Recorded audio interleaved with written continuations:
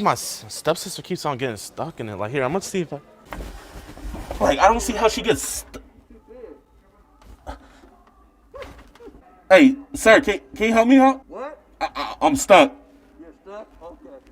Come on now. Here, grab me from my waist, step bro. Grab me from my waist.